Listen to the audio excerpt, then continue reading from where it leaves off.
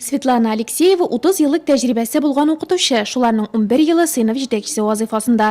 Үзенең үзенчәлекле балаларына икенче әни булу алганына шатлана. Алар белән эшләү алымнарын конкурс жюрисына да тәкъдим итте. Я очень своих детей люблю. Мин үз укучыларымны бик яратам. Миннән еш кына эшең авырмы дип сорыйлар. Әйе, авыр, әмма кызыклы. Мин укучыларым белән тикмәгә генә шөгыльләнмим, игелекле эш башкарам. Фума мәктәбеннән килгән конкурсантның сыйныф җитәкчесе стажы тагы да зур 23 ел. Үзенең сыйныфында ул ешрак һөнәрләр үзләштерү турында сүз алып бара. Чагылышы ачык занятиедә.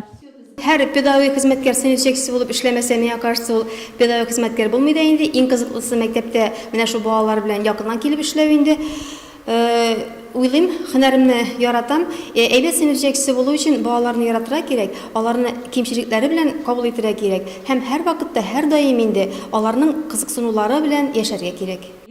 Ачык занятиегә чаклы бәйге кысаларында катнашучылар визит карточкасын тәкъдим итте. Үз-үзеңне анализлау һәм жюри сорауларына җавап бирүдә каралган. Нәтиҗәдә шәһәрнең 8нче мәктәбе вәкиле иң лаеклысы дип табылды.